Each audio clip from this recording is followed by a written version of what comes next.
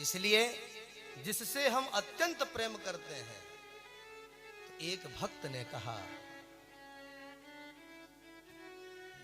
कि प्रेम यदि हद से बढ़ जाए तो मजा है दूर रहने में। प्रेम यदि हद से बढ़ जाए तो मजा है दूर रहने में। उदाहरण दिया,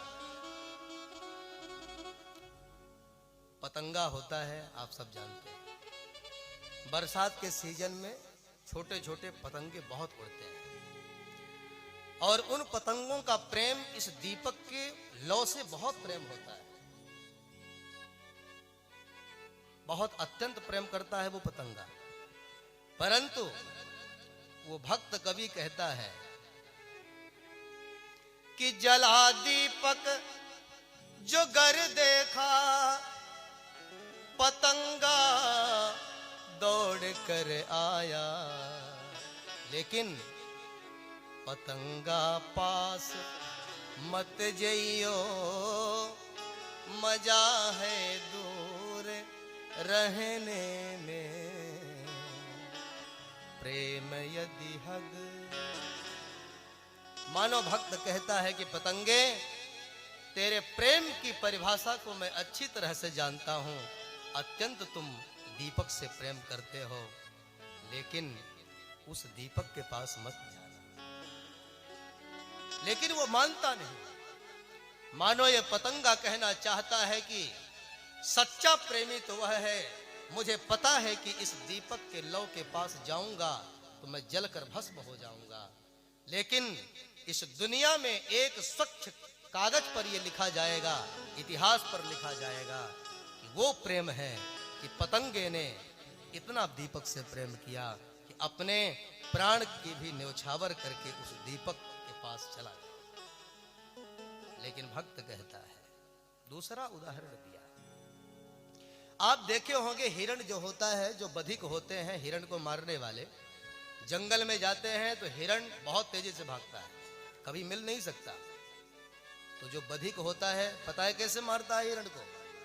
वो जाता है और जंगल में देखता है कि इस जंगल में हिरण है, तो वो बधिक जो होता है तो किसी कोने पे जाकर जंगल में बैठ जाता है और बैठ करके सुंदर बांसुरी बजाने लगता है। और हिरण जो है बांसुरी के स्वर से बहुत प्रेम करता है। हिरण को संगीत से बड़ा प्यार होता है। बांसुरी जब बजाने लगता है तो उस बांसुरी के सुंदर ध्वनि को सुन करके और हिरण जो होता है आंख बंद करके विमुग्ध हो जाता है, खड़ा हो जाता है। और जब आंख बंद करके खड़ा हो जाता है, जो बधिक होता है वो दूर से ही बाण मार देता है और हिरण मर जाता है। तो भक्त ने दूसरा उदाहरण दिया कि बधिक की बांसुरी सुनकर हिरण दौड़ा चला आया, परंतु हिरणबा पास मत जइयो मजा है दूर रहने में। प्रेम यदि हद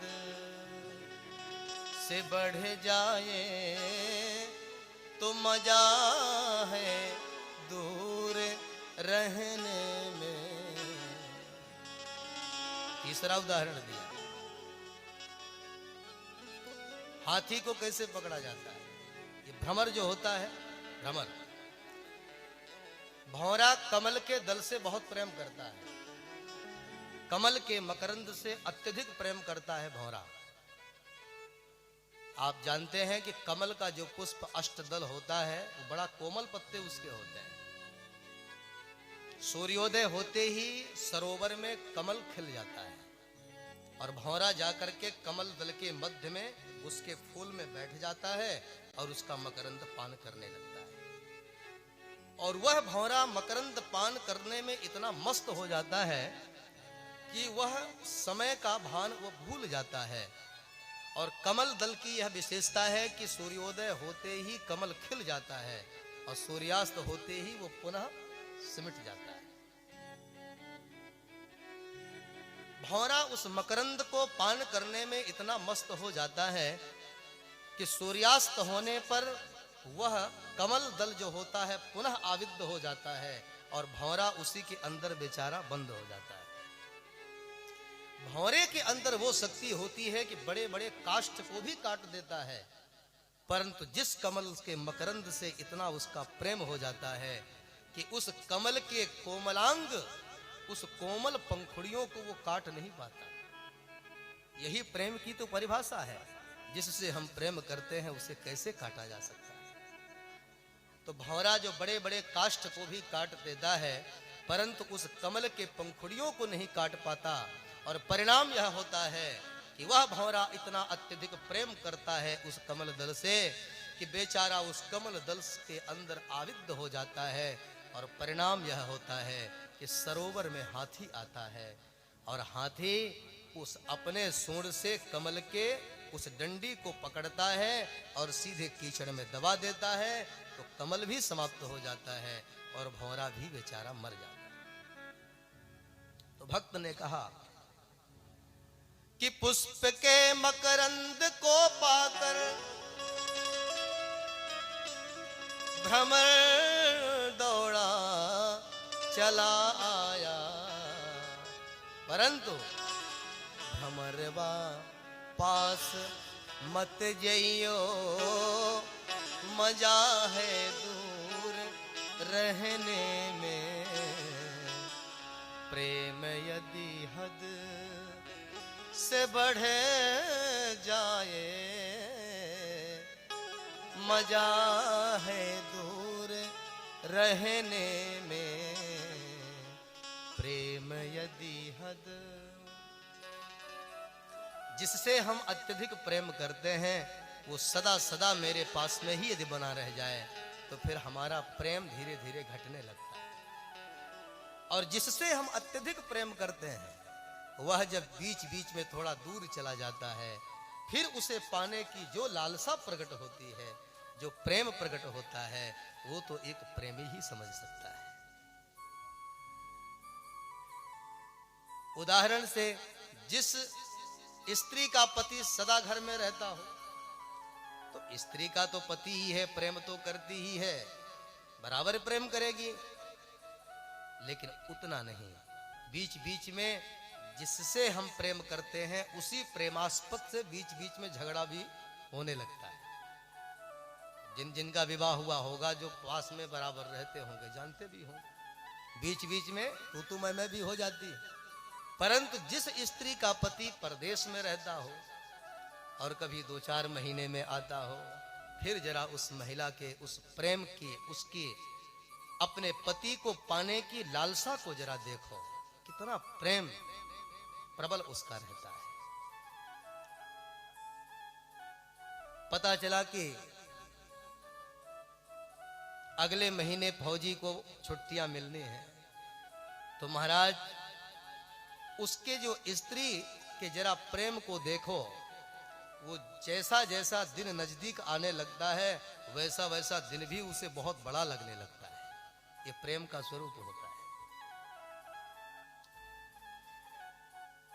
एक कन्या का विवाह हुआ, ससुराल गई। ससुराल के बाद उसका पति परदेश कमाने जाने लगा। गांव की बच्ची थी, पढ़ी लिखी नहीं थी, बड़ी भोली बच्ची थी। जब वो परदेश जाने लगा तो कन्या वो लिपट लिपट के रोने लगी कि आप चले जा रहे हैं, मैं अकेले कैसे रहूंगी। पति बहुत समझाया उसे। पति पढ़ा लिखा था लेकिन पत्नी बेचारी बड़ी भोली भाली थी। उसने कहा, देवी चिंता ना करो, बस अगले महीने में आ जाओ। अब उसकी पत्नी बोली, ये अगले महीने आप आ जाओगे, लेकिन कब आओगे, कितने दिन बाद आओगे? उसने कहा, देवी 30 दिन बाद मैं आ जाऊंगा। वो बोली कि 30 दिन क्या होता है, क्योंकि पढ़ी नहीं थी बेचारी। अब पति ने सोचा इसको कैसे समझाऊंगा। लेकिन समझाना तो पड़ेगा। उसने क्या किया कि दीवार में 30 लाइन खींच दिया।